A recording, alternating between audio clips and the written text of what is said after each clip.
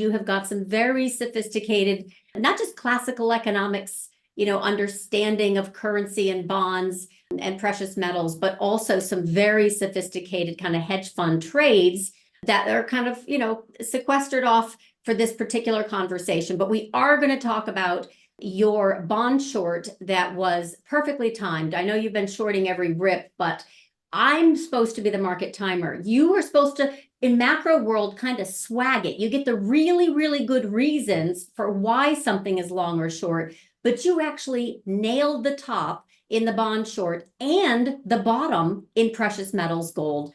I'm hats off, because literally we were talking about this and your definition of kind of the spread between devaluation of currency and inflation. And then boom, that just took off. You posted it for clients on February 22nd, and it really was the bottom. This short clip is presented by Edge. Edge is our pro-to-pro advisory service, which is all about the macro with a focus on one-to-one engagement with the hedge fund manager, Craig Shapiro, economics advisor, Geoffrey Fouvry, and direct access to LaDuc Trading founder, Samantha LaDuc. For more information about Edge, visit www.laductrading.com/edge. Looking at the bonds and precious metals, the origin of that comes from one author that many people don't know today, whose name was Thomas Tuck, one of the best, or probably the best in the 19th century on bonds and interest rates. He lived through both fiat UK, 1797 until 1821, and a fully redeemable currency. And he defined the concepts of return in money and return in kind, which are, those two concepts are somewhat lost to people. Return in money is in scriptural money, in Bank of England notes. And the idea of return in money and return in kind are two different things. When your currency is redeemable in gold or silver, the return in kind is natural because your currency is attached to a commodity. So basically, when you have a return in gold, it's already a return in kind. It's a return in commodity. When you have a return in money that is detached from commodities, it's a numerical abstraction that has lost a link to commodities. So basically, what you have is a link, is a return in numerical or monetary abstraction. And this return can or not match a return in kind.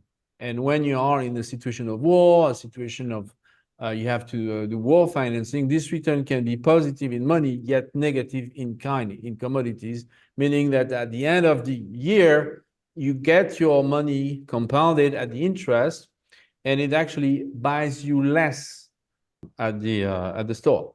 So that's the problem between return in kind and return in money. So what we have right now is a problem. Because it's not used, just real quick, because it's not used in the production of goods and services. It's used just to kind of close that when you say it costs more money at the store. That kind of basically for me. You get $100, you get the short-term interest rate at 5.35. At the end of the year, you have 105 and 35, and you get to the store and try to buy groceries, and you buy less groceries than the year before. So your return in money is not much, it's not a return in kind. It's actually a return in kind that is negative. And right now we have in soft commodities, we have an acceleration. We almost doubled since the 2020. Why the timing so the relationship between precious metal and bonds is absolutely critical, because when you have a currency that falls, the market is going to ask more long-term rates.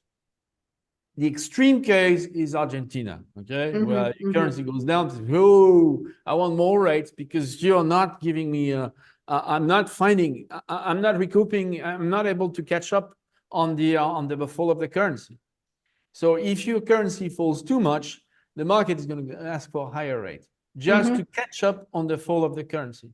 So that the return in money and return in kind match. Okay, so that's one concept. What is going on with the bonds? Why the timing on the bonds? They are fragile because of what's going on that. So basically, when you have a mentality where you look at return in money and return in kind, and you're like in books where everything is tied to commodities, basically when you detach, you are in a commodity money, you detach from commodity, you don't go into thinking that the commodities are rising. You're thinking this currency is falling against us, the commodity world, which is very stable over time. If you look at the price of silver versus let's say rice, if you compare the ratio, they haven't moved much since 2000. But if you measure them in scriptural abstraction, they have moved. So what I'm trying to say, why is he talking about that? Why does it make sense? Because if your currency falls against, so you have fragility, okay? So basically you're on a system where you have people who think they are in monetary dominance, where and you can watch their error. So that's where we come to the timing. So in this context, where you see the commodities rising first on soft commodities, then Soft precious commodities. metal, and then third only the industrial commodities. What you have in the war, you have Jevons, he's got some data in the Napoleonic Wars, and what you can find out is that the commodities that rise the most when they have to detach because they need to finance this war, they have financing with the currency, the commodities that rise the most are actually the soft commodities. Second, precious commodities, precious metals. Precious metals. That are commodities. People think it's money. They get all confused with that. We'll come to that. It's not money when it's not minted. It's just a precious commodity like diamonds or whatever. And then the third commodities that rise less are the industrial commodities. And we see that again today. So when people say we have a problem with the currency, say oil is going to rise more. Historically, not the industrial commodities. Again, you have the same pattern during the Civil War. You watch the prices, soft commodities, precious metal, industrial. Why industrial? Because as we've seen recently, we have seen that the people have the consumption of the share of food is rising in the total. And the food is at the bottom, is the thing that is not compressible. So when it rises, the other thing goes shrink. So it's natural. You're talking more like Maslow's hierarchy of needs. We're going to go for the food first. Yeah, food first. And then people, obviously, this will have an impact on real consumption. So if real consumption is hampered by that, well, the industrial commodities are not going to be the one where industrial commodities do well with demand. Here, if your budget is shrunk, the demand for the rest is not so fantastic. But I get it. So the sensitivity to the soft commodities is absolutely your lead. This is what you track more closely than precious metals and then industrial commodities because they're more cyclical supply demand. Yeah, and historically you find out in Jevons data, Mitchell during the Civil War, and then you have Kemmerer during the First World War.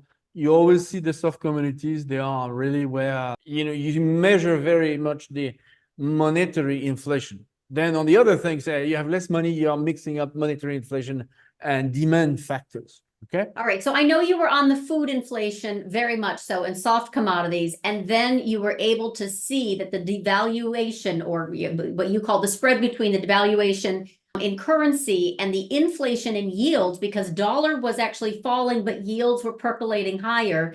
That gave you the clue that gold, yes. Silver and miners were about to take off. We're going to get to that. The thing that on the bond side, why the timing of the bond? Error. The market is thinking that we are in monetary dominance. With the good old days that it's just a private credit. The government is not overbearing in spending and sending tons of flows in the economy. And they are thinking, we have monetary dominance. If we have a banking problem, then let's go and buy the bonds. That was on NYCB. Yeah. All right. So make sure I'm following along. So basically, this is not really an issue. Everyone is immune right now to credit crisis because we don't have blowing out credit spreads. And therefore, this monetary dominance we don't have a worry on credit. So everything's fine.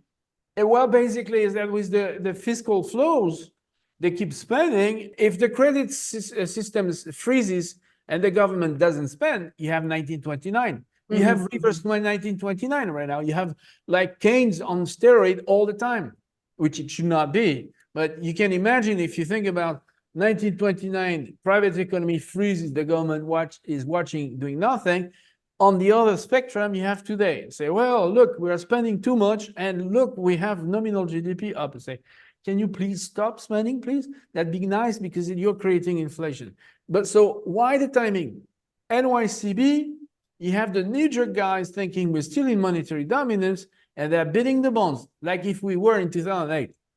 And you look at that, and on that day, and you've been tracking the soft commodities that have been ramping like crazy, you know you have a primary deficit, and you go, guys, I know why you're buying, but you're wrong. You're doing the same thing you've been doing with SVB.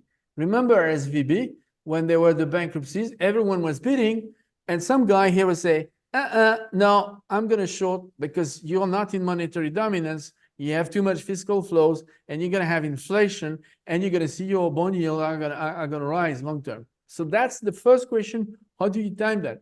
Next time you have a banking crisis, I think the market is learning, so it's going to be less likely. But they are fixated with, we are in the good old days, there is no problem with fiscal dominance, and let's beat the bonds. No.